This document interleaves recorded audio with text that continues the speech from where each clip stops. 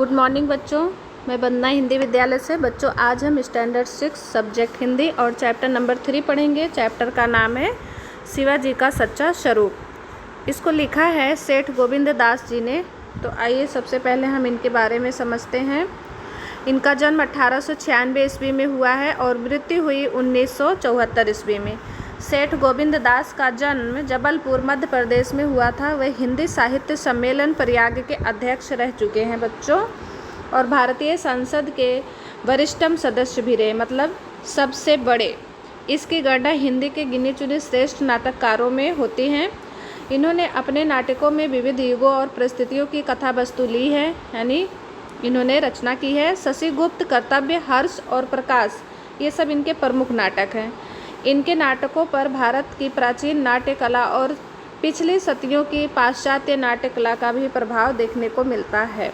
प्रस्तुत एकांकी में शिवाजी के प्रमाणिक चरित्र का परिचय होता है। वह पर स्त्री को, यानी किसी दूसरी स्त्री को, पराई स्त्री को अपनी माता तुल्य मानते हैं और हर कीमत पर उसकी रक्षा करना अपना धर्म समझते हैं। साथ ही शिवाजी सभी धर्मों को समान दृष्टि से देखते हैं। इस एकांकी से शिवाजी के सर्वधर्म समभाव की भावना जो है सामने दिखाई पड़ती है। तो आइए समझते हैं इसमें कौन कौन पात्र हैं। पहले पाठ में नंबर 1 शिवाजी, प्रसिद्ध मराठा वीर। नंबर 2 मोरोपंत, पिंगले, पेशवा। नंबर 3 आबाजी सोनदेव, शिवाजी का एक सेनापति। नंबर 4 स्थान। स्थान कहाँ का है बच्चों? राजगढ़ दुर्ग का एक दालान है, यानी बरामदा। समय उसका सन 1648 ईस्वी और संध्या का समय। दाहिनी ओर दालान का कुछ हिस्सा दिखाई देता है। दालान की छत पत्थरों के खंभों पर है, उसके पीछे भी की दीवार भी पत्थर की है। तो बच्चों जो यह दालान का पहला हिस्सा दिखाई पड़ रहा है वो पत्थर के खंभों पर बना हुआ है, उसकी दीवार भी पत्थर की है। दालान के पीछे की जो दाहिनी तरफ दूर पर गढ़ की शकील और कुछ बुर्ज दिख पड़ते हैं, वो भी जो है पत्थर के हैं। बाईं तरफ सह्याद्री पर्वत है, माला की शिखरावली दृष्टिगोचर होती है। कुछ शिखरों की ओट से सूर्य अस्त हो रहा है, मतलब कुछ शिखरों की आड़ से सूर्य दिखाई नहीं पड़ रहा है अब, जिसके अंतिम प्रकाश में सारा दृश्य प्रकाशित है। दालान के सामने किले का खुला मैदान है और मैदान में एक ऊंचे स्तंभ पर, यानी एक ऊंचे खंभे पर भगवे रंग का एक मराठा झंडा फहरा रहा है। दालान में जाजिम बिछी है, उस पर किम खाब की गद्दी पर मसनद के सहारे शिवाजी आराम से वीरासन में किसी विचार में मग्न बैठे हुए हैं। दालान के बाहर शास्त्रों से सुसज्जित 2 मावले शरीर रक्षक खड़े हैं, मतलब 2 मोटे तगड़े शरीर वाले रक्षक खड़े हैं। बाईं ओर से मोरोपंत पिंगले का प्रवेश होता है। मोरोपंत अधेड़ अवस्था में गेहुए रंग का ऊंचा पूरा व्यक्ति है। वेशभूषा शिवाजी से मिलती जुलती है, केवल सिर की पगड़ी जो है मुगल तर्ज की ना होकर मराठी ढंग की है। बस इतना फ़र्क है बच्चों शिवाजी में और इसमें मोरोपंत में। उसके मस्तक पर त्रिपुंड भी है। मोरोपंत कहते हैं अभिवादन करके, श्रीमंत सरकार, सेनापति आबाजी सोनदेव कल्याण प्रांत को जीत वहाँ का सारा खजाना लूटकर आए हैं, मतलब ये सूचना देते हैं। शिवाजी चौंक कर बोलते, अच्छा। मोरोपंत की ओर देखकर, बैठो पेशवा, बड़ा शुभ संदेश लाए। आबाजी सोनदेव कहाँ हैं? ऐसा प्रश्न करते हैं। मोरोपंत बोलते हैं, वीरासन में बैठकर श्रीमंत की सेवा में अभी उपस्थित हो रहे हैं। कुछ देर निस्तब्धता यानी शांति रहती है। उसके बाद शिवाजी और मोरोपंत दोनों उत्सुकता से बाईं ओर देखते हैं। कुछ ही देर में आबाजी सोनदेव बाईं ओर से आता हुआ दिखाई देता है। उसके पीछे कुलियों का बड़ा भारी झुंड है, मतलब कुली हैं बहुत मात्रा में, यानी झुंड। झुंड तो बच्चों हम जो है इंसानों के लिए नहीं कह सकते हैं, समूह बोलते हैं। झुंड जानवरों के लिए बोला जाता है। तो बहुत सारे कुली एक साथ में यहाँ पे आ रहे हैं। हर कुली के सिर पर एक भारी टोकरा है, मतलब एक बहुत बड़ा गट्ठर। उनके पीछे एक पालकी है और पालकी बंद है। आबाजी सोनदेव भी अधेड़ अवस्था का ऊंचा पूरा मनुष्य है, अधेड़ अवस्था में है लेकिन लंबे चौड़े स्वस्थ है। वेशभूषा मोरोपंत के सादृश, उनका सोनदेव जो हैं उनका भी वेशभूषा बिल्कुल मोरोपंत के जैसा ही दिखता है। आबाजी सोनदेव दालान में आकर शिवाजी को अभिवादन करता है और कुलियों का झुंड और पालकी दोनों दालान के बाहर रुक जाते हैं, मतलब वही बोलते हैं कि आप लोग भी वहाँ रुकिए और पालकी को भी वहाँ रखिए। शिवाजी बोलते हैं, बैठो आबाजी, कल्याण विजय पर तुम्हें बधाई है। मोरोपंत कहते हैं बैठते हुए, बधाई है श्रीमंत सरकार को। शिवाजी, कहो पैदल मवालियों ने अधिक वीरता दिखाई या हेडकरियों ने, ऐसा प्रश्न करते हैं। आबाजी बोलते हैं दोनों ने ही श्रीमंत सरकार, मतलब दोनों लोगों ने यहाँ पे जो है वीरता दिखाई है। शिवाजी, और घुड़सवारों में वारगिरों ने या सिलेदारों ने, मतलब इन सब ने भी दिखाई वीरता की नहीं दिखाई, ऐसा यहाँ पे बच्चों प्रश्न कर रहे हैं। तो आबाजी कहते हैं इनमें भी दोनों ने, श्रीमंत मतलब इनमें भी दोनों लोगों ने वीरता दिखाई है। शिवाजी, सेना के अधिपति कैसे रहे, फिर से तीसरा प्रश्न कर रहे हैं। तो आबाजी यहाँ पे उत्तर देते हैं, पैदल के अधिपति नायक, हवलदार, जुमालदार और कर हजारी तथा घुड़सवारों के अधिपति हवलदार, जुमालदार और सूबेदार सभी का काम प्रशंसनीय रहा श्रीमंत सरकार। मतलब जितने लोग गए थे चढ़ाई करने, सारे लोग जो है मिल करके बहुत अच्छे से काम किया है, सभी का प्रशंसा करना बनता है। शिवाजी कहते हैं कुलियों की ओर देखकर मुस्कुराते हुए कि कल्याण का खजाना भी लूट लाए और बहुत माल मिला है। तो बोलते हैं हाँ, आबाजी बोलते हैं हाँ श्रीमंत, सारा खजाना लूट लिया गया और इतना माल मिला जितना अब तक की किसी लूट में ना मिला था। सोना, चांदी, जवाहरात, न जाने क्या क्या मिला है। मैं तो समझता हूँ श्रीमंत केवल दक्षिण ही नहीं उत्तर की विजय इस संपदा से हो सकेगी। मतलब ये सारी बातें बताते हैं। शिवाजी कहते हैं कुलियों के पीछे पालकी को देखकर, और उस पालकी में क्या है, मतलब अगला प्रश्न पूछ रहे हैं बच्चों। तो आबाजी बोलते हैं मुस्कुराते हुए, उसमें उस पालकी में श्रीमंत इस विजय का सबसे बड़ा तोहफा है, मतलब जो हम कल्याण प्रांत से जीत कर आए हैं उसका एक बहुत बड़ा तोहफा लाए हैं पालकी में। शिवाजी कहते हैं उत्सुकता से आबाजी की ओर देखते हुए, अर्थात मतलब क्या। तो आबाजी कहते हैं श्रीमंत, कल्याण के सूबेदार अहमद की पुत्र बधू के सौंदर्य का वृत्त कौन नहीं जानता, उसे ही श्रीमंत की सेवा के लिए बंदी करके लाया हूँ। शिवाजी की सारी प्रसन्नता एकाएक लुप्त हो जाती है जब उन्होंने सुना कि किसी स्त्री को ये लोग अगवा करके लाए हैं। उनकी भ्रुकुटी चढ़ जाती है, मतलब उनके भौंगे तन जाते हैं, गुस्से में आ जाते हैं और नीचे का होठ ऊपर के दांतों के नीचे आ जाता है, मतलब वो बहुत गुस्सा करने लगते हैं। आबाजी सोनदेव शिवाजी की परिवर्तित मुद्रा देखकर घबरा जाता है। मोरोपंत एकटक शिवाजी की ओर देखता है। कुछ देर निस्तब्धता रहती है, मतलब थोड़ी देर शांति रहती है। उसके बाद शिवाजी भर्राए हुए स्वर में पालकी को तत्काल भीतर ले आओ, ऐसा ऑर्डर देते हैं, मतलब ऐसा आज्ञा देते हैं अपने नौकरों को। आबाजी सोनदेव जल्दी से दालान के बाहर जाता है और शिवाजी एकटक पालकी की ओर देखते हैं और मोरोपंत शिवाजी की तरफ। कुछ ही क्षणों में पालकी दालान में आती है। जो ही पालकी दालान में रखी जाती है त्यों ही शिवाजी जल्दी से पालकी के निकट पहुंचते हैं, मतलब फटाफट उसके पास जाते हैं। मोरोपंत शिवाजी के पीछे पीछे जाते हैं और देखते हैं कि आखिर पालकी में है क्या, कौन है। शिवाजी आबाजी सोनदेव से कहते हैं खोल दो पालकी आबाजी। तो आबाजी पालकी के दरवाजे खोलता है। अहमद की पुत्र बधू उसमें से निकलकर चुपचाप एक ओर सिकुड़कर खड़ी हो जाती है। तो बच्चों उस पालकी में अहमद की पुत्र बधू थी, यानी उनकी बहू थी, उनको बंदी बना के लाए थे। वह परम सुंदरी है, बहुत सुंदर थी। वेशभूषा मुगल स्त्रियों के सादृश्य, वेशभूषा उनकी बिल्कुल जैसे मुस्लिम लोग पहनते हैं वैसे थी। शिवाजी कहते हैं अहमद की पुत्र बधू से, माँ शिवा अपने सिपलाहर की इस नामाकूल हरकत पर आपसे मुआफ़ी चाहता है। मतलब शिवाजी जो है उस पुत्र बधू से माँ कह करके उसको माफ़ी मांगते हैं और मेरे सिपाहियों ने जो किया है उसके लिए भी मैं माफ़ी चाहता हूँ। कैसी अजीबोगरीब खूबसूरती है आपकी, आपको देखकर मेरे दिल में सिर्फ एक बात उठ रही है, कहीं मेरी माँ में आपकी खूबसूरती होती तो मैं भी बदसूरत ना होकर एक खूबसूरत शख्स होता। मतलब जो अहमद की पुत्रवधू होती है बहुत खूबसूरत होती है, तो उसको देखकर शिवाजी जो है कहते हैं कि माँ आप कितनी खूबसूरत हो, अगर मेरी भी माँ आपकी जैसी सुंदर होती तो मैं इतना बदसूरत नहीं होता, मैं भी आपकी तरह ही खूबसूरत होता। माँ आपकी खूबसूरती को मैं सिर्फ़ एक काम में ला सकता हूँ, उसका हिंदू विधि से पूजन करूँ, उसकी इस्लामी तरीके से इबादत करूँ। मैं आपकी खूबसूरती का अगर किसी काम में ला सकता हूँ तो वो हिंदू के तरीके से पूजा करूँगा और इस्लामी तरीके से भी उनकी पूजा करूँगा। आप ज़रा भी परेशान ना हो माँ, मैं आपको आराम, इज्जत, हिफाजत और ख़बरदारी के साथ आपके शौहर के पास पहुँचा दिया जाएगा, मतलब पहुँचा दूँगा बिना देरी के फ़ौरन।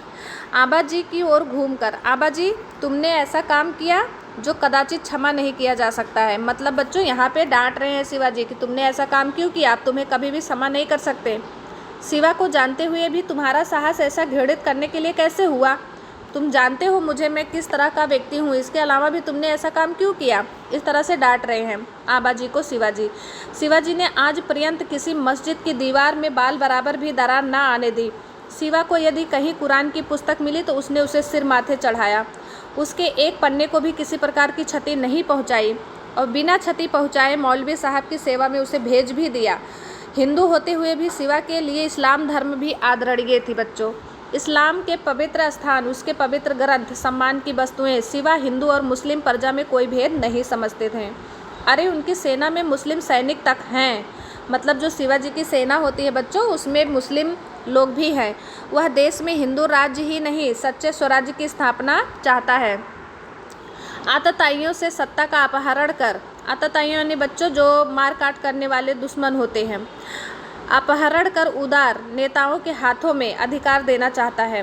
फिर भी इस पर स्त्री तो हर एक के लिए माता के समान है। जो अधिकार प्राप्त जन हैं, जो सरदार हैं या राजा, उन्हें तो इस संबंध में विवेक, सबसे अधिक विवेक रखना आवश्यक है। विवेक यानी बच्चों होता है बुद्धि। फिर कुछ देर रुक जाते हैं और फिर बोलते हैं, आबाजी क्या तुम मेरी परीक्षा लेना चाहते थे, इसलिए इनको लाए हो? इसीलिए तो तुमने यह कृत्य नहीं की। सिवाय ये लड़ाई झगड़े के लूटपाट क्या व्यक्तिगत सुखों के लिए कर रहा है? ऐसा प्रश्न पूछ रहे हैं शिवाजी आंबाजी से बच्चों। क्या स्वयं चैन उड़ाना इसका उद्देश्य है? तब तो ये रक्तपात, ये लूट मार, घृणित लुटेरे तथा डाकुओं में कोई अंतर नहीं रह जाता है। अरे तब तो हमारे जीवन से, हमारी विजय से हमारी पराजय कहीं अधिक श्रेष्ठकर है। मोरोपंत से फिर कहते हैं, आह पेशवा, यह मेरे एक सेनापति ने क्या कर डाला? मतलब मोरोपंत से ये बात शिवाजी करते हैं। लज्जा से मेरा सिर आज पृथ्वी में नहीं पाताल में घुसा जा रहा है। इसकी वजह से इस पाप का ना जाने मुझे कैसा प्रायश्चित करना पड़ेगा। फिर कुछ देर रुक जाते हैं और फिर मोरोपंत से कहते हैं, पेशवा इस समय मैं तो केवल एक घोषणा करता हूँ। भविष्य में अगर कोई ऐसा कार्य करेगा तो उसका सिर उसी समय धड़ से जुदा कर दिया जाएगा। मतलब बच्चों शिवाजी जो होते हैं वो आंबाजी के सामने और मोरोपंत से ये बात बोलते हैं कि जैसा आंबाजी ने किया है, अगर भविष्य में ऐसा कोई अगर दूसरा करता है आगे से, तो उसी वक्त मैं आज्ञा देता हूँ कि उसका सिर जो है धड़ से अलग कर दिया जाए। तो बच्चों ये था पूरा कहानी, सच्चा शिवाजी का स्वरूप। अब जो है इससे संबंधित शब्दार्थ आते हैं। शब्दार्थ में देखो, दुर्ग है, दुर्ग मतलब किला। दृष्टिगोचर यानी दिखाई देना। भगवा होता है, भगवा मतलब होता है केसरी रंग। मस्तक मतलब सिर, मस्तिष्क, झुंड मतलब समूह, संपदा मतलब संपत्ति, और भ्रिकुटी मतलब भौंगा होता है बच्चों। ये जो दोनों आँखों के ऊपर बाल होते हैं उसको भौंगा कहते हैं, भ्रिकुटी कहते हैं। तोहफा मीन्स होता है भेंट, सौगात। तत्काल मीन्स होता है तुरंत, शीघ्र। और मुआफ़ी का मतलब बच्चों समझते ही हो, माफ़ी यानी क्षमा। शख्स यानी इंसान, हिफाजत यानी रक्षा, शौहर यानी पति, क्षति यानी नुकसान, और शील मतलब होता है बच्चों चरित्र या आचरण। तो ये था शब्दार्थ। और अभी इसके नीचे दिया है मुहावरे। मुहावरे में है लुप्त हो जाना। बताओ लुप्त होना मतलब क्या होता है? तो लुप्त मतलब गुम होना या खो जाना। भ्रुकुटी चढ़ जाना यानी क्रोध करना। चैन उड़ाना यानी सुख से रहना। और प्रायश्चित करना यानी पछताना। और सिर से धड़ जुदा कर देना। सिर से धड़ को जुदा करने का मतलब क्या होगा बच्चों? मार डालना।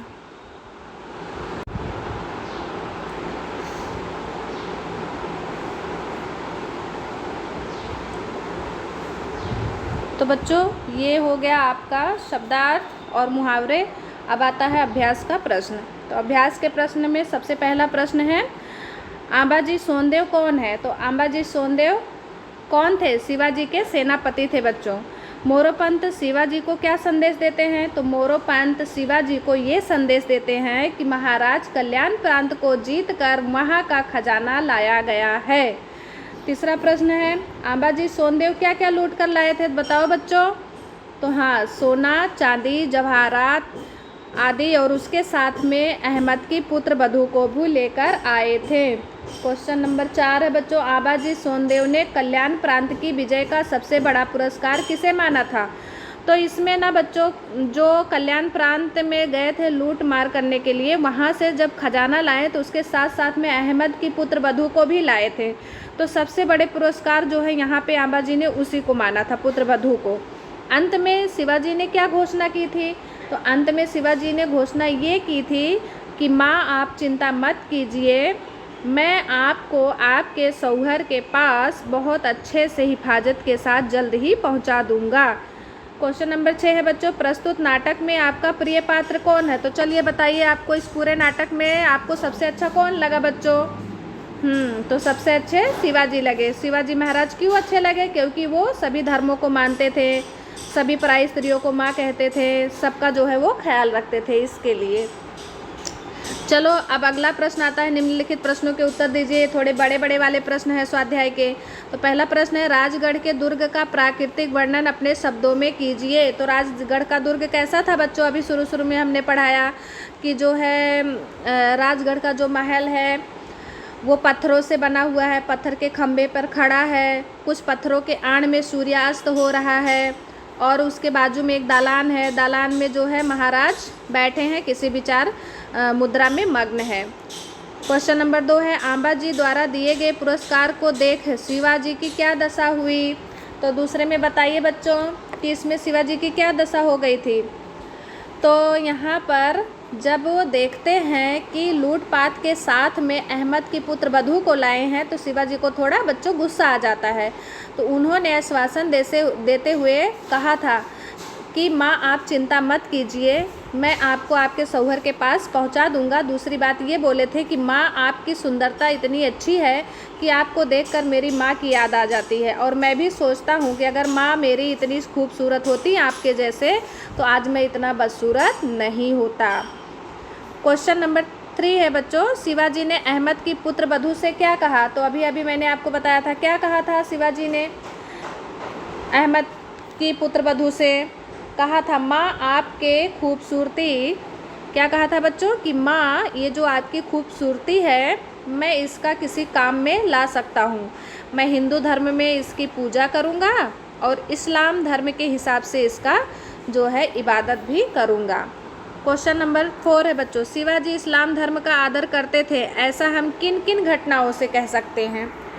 तो यहाँ पर सबसे पहले तो इसमें ये देखना है बच्चों कि शिवाजी इस्लाम धर्म का आदर कैसे करते थे।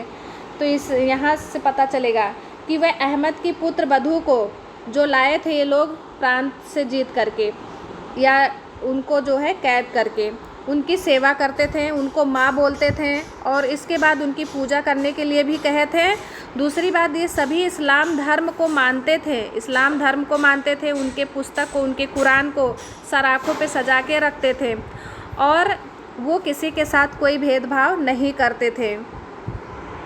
तो इस तरह से जो है पता चलता है कि शिवाजी जो हैं वो इस्लाम धर्म को मानते थे, उसका आदर करते थे। 5वां प्रश्न है बच्चों, इस पाठ में शिवाजी के चरित्र के किन किन गुणों का पता चलता है? तो बताइए शिवाजी के किन किन चरित्र का पता चलता है? तो सबसे पहली बात तो ये है कि शिवाजी पराई स्त्री को हमेशा माँ समझते थे, माँ बोलते थे। अहमद की पुत्र वधू को अपनी माता मानते थे, सब धर्म की रक्षा करते थे। तो ये सब इनके अंदर अच्छे अच्छे गुण थे जिससे हमें पता चलता है कि शिवाजी के चरित्र इन गुणों के पोषक थे। 6ठा प्रश्न है बच्चे, हमें शिवाजी के चरित्र से क्या शिक्षा मिलती है? हमको जो है शिवाजी के चरित्र से क्या शिक्षा मिलती है बताओ, क्या सीखा आपने शिवाजी से? तो हमें सभी धर्म और सभी स्त्री एवं सभी बुजुर्गों का इज्जत करना चाहिए, क्योंकि शिवाजी भी सभी धर्म को मानते थे, सभी धर्म का पालन करते थे, सभी स्त्रियों को माता कहते थे, उनकी सेवा करते थे, बुजुर्गों का सेवा करते थे, उनका इज्जत करते थे। तो यही चीज़ जो है, यही शिक्षा हमको भी शिवाजी से लेनी चाहिए। क्वेश्चन नंबर 7 है बच्चों, किस घटना द्वारा शिवाजी के सच्चे स्वरूप के दर्शन होते हैं? बताइए आप लोग। जो कल्याण से लूटा गया तोहफा अहमद की पुत्र वधू थी, उसके शौहर के पास ये बहुत अच्छी तरह से हिफाजत के साथ पहुंचा देते हैं।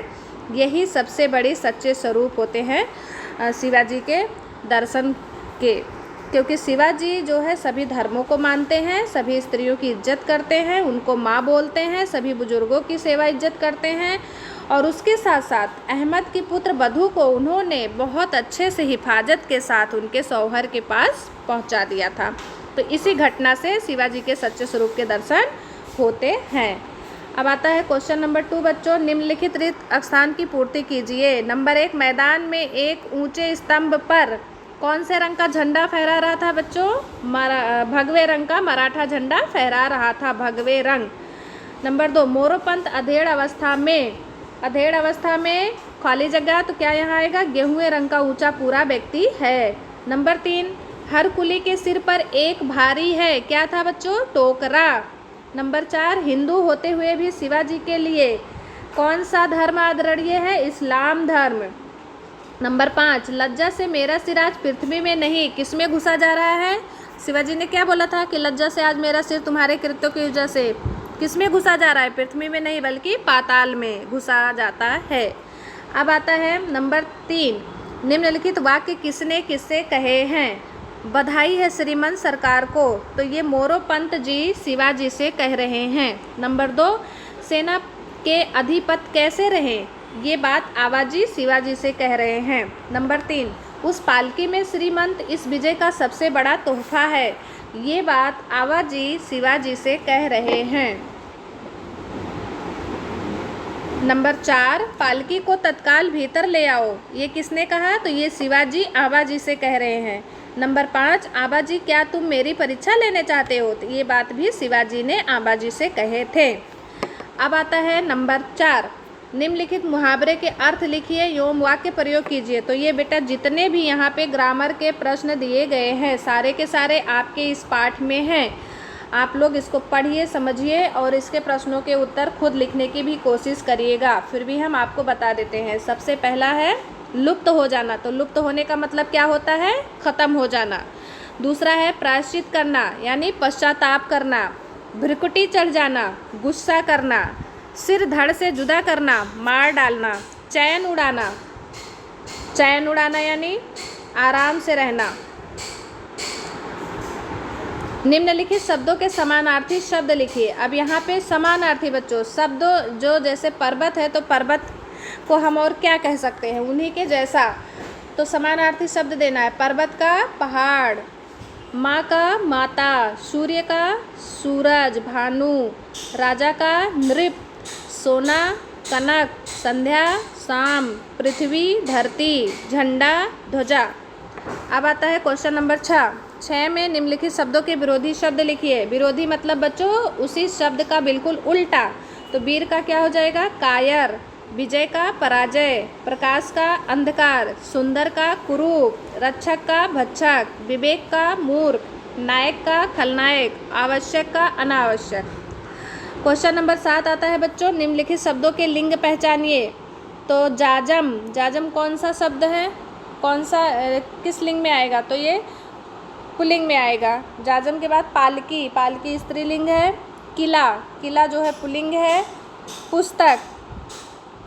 पुस्तक स्त्रीलिंग में आ जाएगा। खंभा पुल्लिंग में आएगा। परीक्षा पुल्लिंग। खजाना पुल्लिंग। लज्जा पुल्लिंग। तो इस तरह से बच्चों आपके ये ग्रामर के 7 नंबर तक के क्वेश्चन हमने समझा दिए हैं। अब आता है क्वेश्चन नंबर 8 में क्या करना है? शिवाजी हिंदू थे किंतु इस्लाम धर्म का आदर करते थे, अर्थात सर्वधर्म संभाव विषय पर आपके शिक्षक की मदद से 8-10 वाक्य लिखिए।